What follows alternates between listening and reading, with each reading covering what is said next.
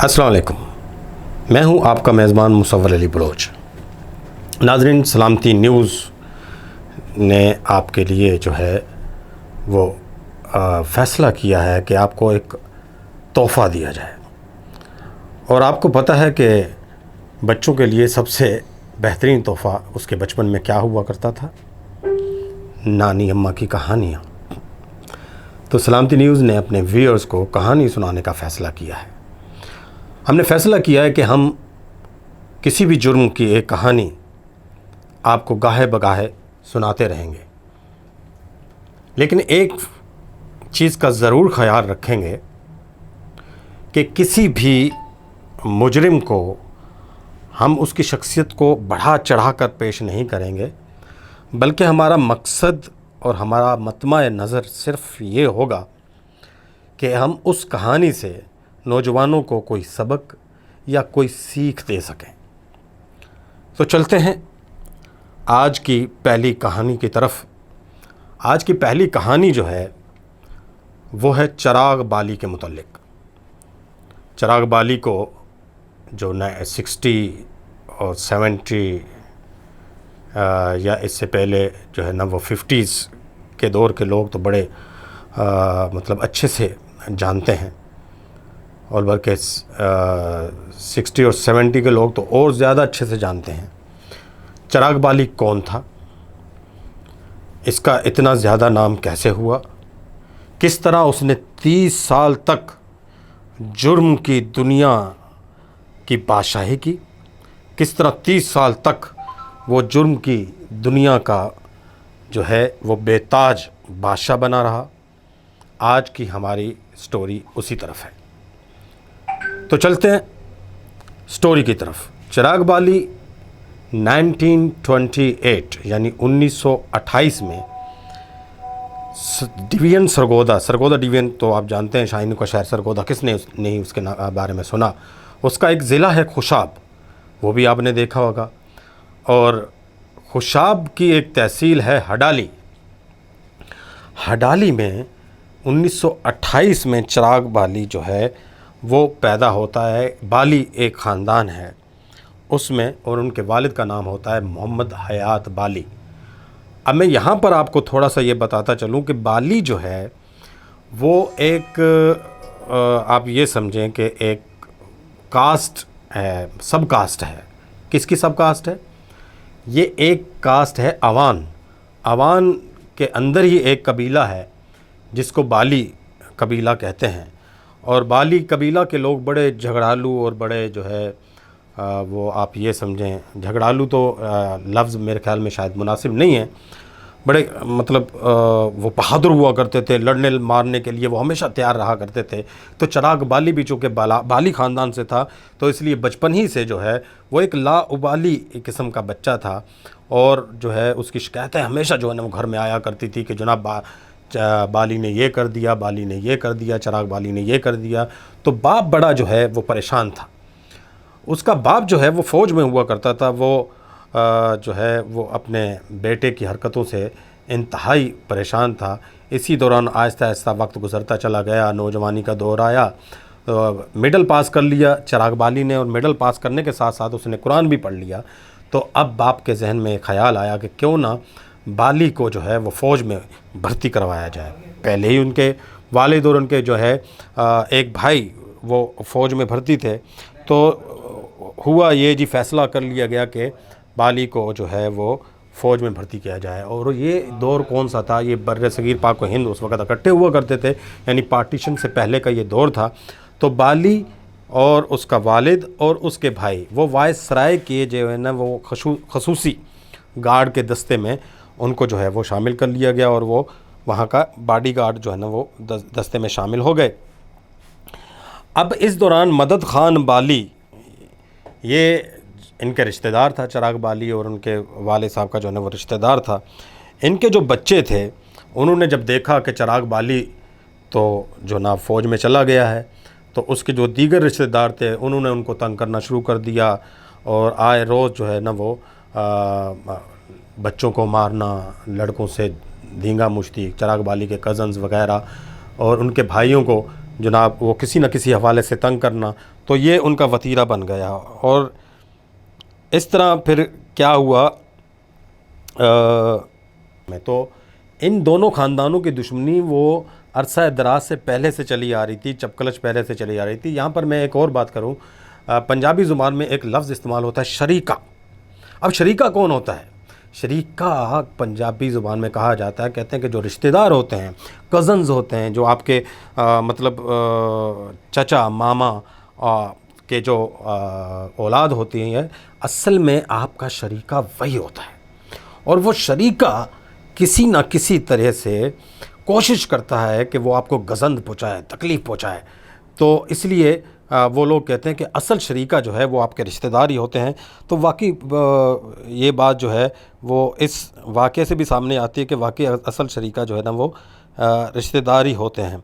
तो इसके अंदर जो है ना वो बीच के लोगों ने भी बड़ा जो है वो आप ये समझें कि फ़ायदा उठाया कि दोनों ख़ानदानों की दुश्मनी को और बढ़ावा दिया, और लगाई बुझाई जिसको कहते हैं वो काम जो है ना वो ये लोग करते चले गए। पाकिस्तान से तकरीबन जो है ना वो 1 साल कबल, यानी पाकिस्तान बनने से पहले, फिर क्या हुआ कि जो है अब बाली ख़ानदान की एक लड़की को ज़बरदस्ती अगवा कर लिया गया, और फिर इसको इलाका गैर में जो है ना वो ले गए।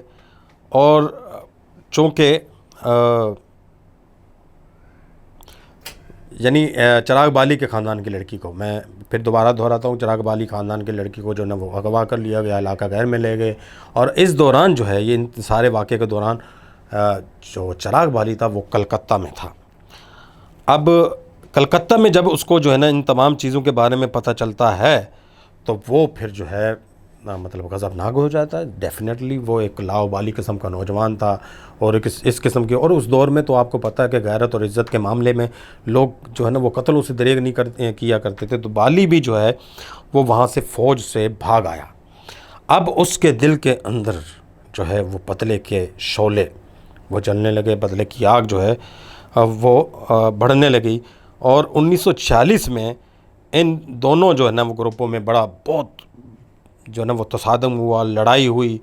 और फिर जो है ना वो इसमें क्या हुआ कि इस जो दूसरा ग्रुप है, मुखालिफ ग्रुप, उसके सरबराह मदद खान सादिक और मोहम्मद बाली के समेत जो है ना वो 3 अफराद जो है ना वो कत्ल हो गए दूसरे ग्रुप के। अब मदद खान बाली जो है ना वो दूसरे ग्रुप का सरबराह में से था। तो ये मतलब एक ऐसी लड़ाई थी जो ना ख़त्म होने वाली थी, और ये सिलसिला अभी फिर चल निकला।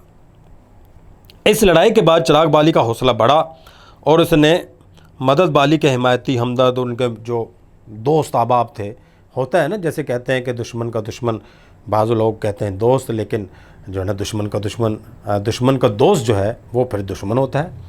तो फिर इसने उनको भी मारना शुरू कर दिया, हौसला बढ़ा, और फिर जो है ना उसने बदमाशी और जो है ना वो ये चीज़ें शुरू कर दी। और अब यहाँ पर जो है ना वो 2 किस्म की राय सामने आती है। लोग कहते हैं कि चिराग बाली जो है वो एक गज़बनाक किस्म का डाकू था, वो अपने जो है ना वो बदला लेने के लिए किसी भी मतलब इंसानियत को भी खातिर में नहीं लाता था, मज़हब को खातिर में नहीं लाता था, और जो है ना वो कुछ भी कर गुज़रता था। लेकिन दूसरा जो एक उनके मुतल्लिक़ राय ये है कि वो उसको कहते थे कि वो मतलब अमीरों से लूटता था और गरीबों को देता था, और उनकी मदद करता था, और उनकी हेल्प भी किया करता था। अब ये भी एक राय है।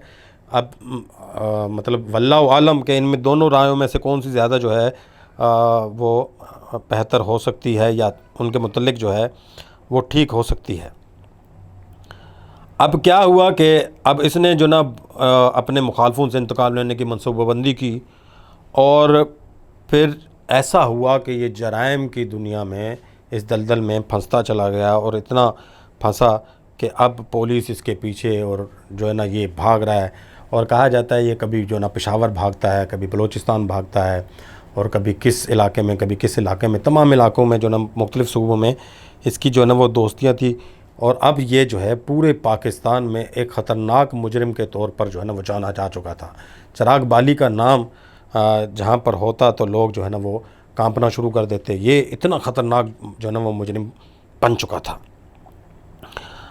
अब इस दौरान इसने बड़ी वारदातें की, ठीक है। 1956 में पुलिस ने इसकी हिस्ट्री शीट खोल खोल कर इसे इंतहाई इश्तिहारी करार दिया। 1956 में मतलब चिराग बाली एक इंतहाई मतलूब इश्तिहारी के तौर पर मशहूर हो चुका था 1956 में। और फिर जो है ये 1956 से लेकर 1962-63 ये जो दौर है, ये चिराग बाली के आप कहें कि उरूज का दौर था, और एक खौफ, दबदबा और एक दहशत जो है ना वो कायम थी पूरे जो है वो इलाके में नहीं बल्कि पूरे पाकिस्तान में। अली फिर चिराग बाली का एक बेटा पैदा हो गया, और जिसके बाद नवाब अकबर भुट्टी ने अपने बेटों की तरह जिसकी परवरिश की।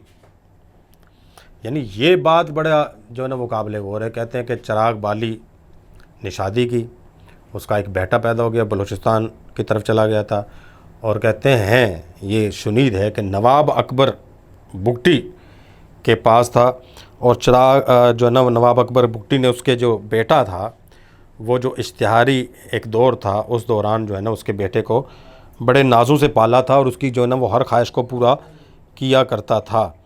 तो इस तरह जो है ना ये पुलिस और जो है ना वो चिराग बाली की जो आंख मचोली थी वो जारी रही। अगवा डकैती के बहुत सारे जो है ना वो केस जो है ना उसके ख़िलाफ़ दर्ज होते रहे। अच्छा, अब ये हुआ कि जब तमाम तर वसाइल होने के बावजूद पुलिस उसको गिरफ़्तार नहीं कर सकी, तो उस ज़माने में चिराग बाली पर जो है वो इनाम रख दिया था, और वो बड़ी चीज़ जो ना उस ज़माने में बहुत बड़ी रकम कहलाती थी, 2000 रुपये, कि जो चिराग बाली की गिरफ़्तारी में मदद करेगा जो शख्स भी, उसको 2000 रुपये इनाम दिया जाएगा। लेकिन जनाब चिराग बाली तो पुलिस के लिए छलावा बन गया था, वो तो कहीं भी नज़र नहीं आता था, और पुलिस जो है ना वो उसको ढूंढती फिरती थी, और मुखबर जो है ना उसने पूरा एक नेटवर्क पुलिस ने जो है ना वो बिछा दिया था। अब ये वो ज़माना था जब वादी सूर में एक डाकू मलिक मोहम्मद ख़ान ऑफ ढरनाल का राज था।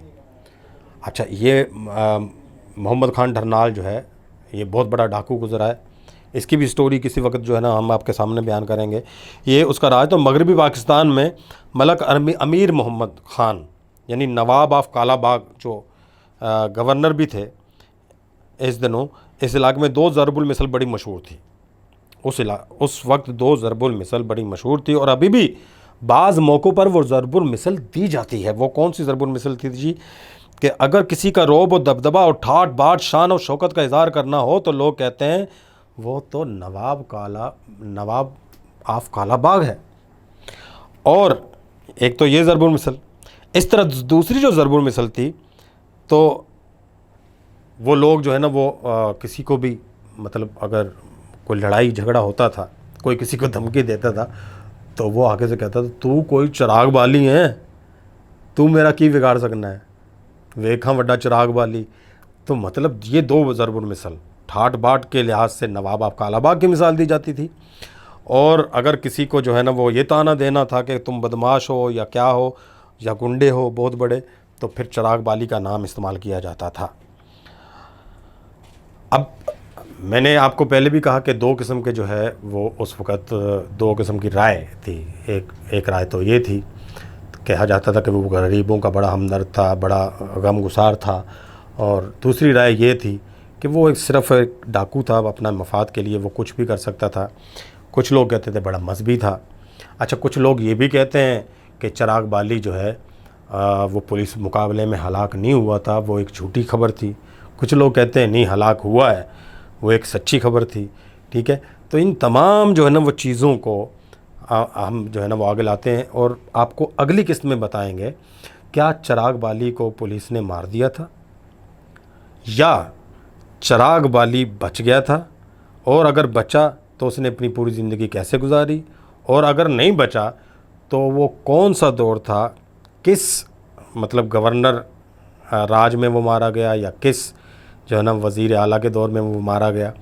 ठीक है, तो ये सारी कहानी हम आपको बाद में बताएंगे, और ये भी बताएंगे कि चिराग बाली जो है उसने अपने दुश्मनों से बदला लेने के लिए कैसे मस्जिद को आग लगाई। तो उम्मीद है आप जो है हमारी नेक्स्ट किस्त भी ज़रूर देखेंगे। तो अगली किस्त तक मुझे इजाज़त दीजिए, लेकिन इससे पहले मैं आपसे ये ज़रूर कहना चाहूँगा, हमारा चैनल ज़रूर सब्सक्राइब कीजिए और उसको शेयर कीजिए, ठीक है, ताकि आप तक जो है वो मालूमात पहुँच सके और दीगर लोगों तक भी ये मालूमात जो है ना वो चलते रहें। ये वाक़या बड़ा दिलचस्प है, आगे बड़ी दिलचस्प मोड़ आने वाला है और इंतज़ार कीजिए, हम दोबारा आपके सामने आएंगे दूसरी किस्त के साथ। चिराग बाली।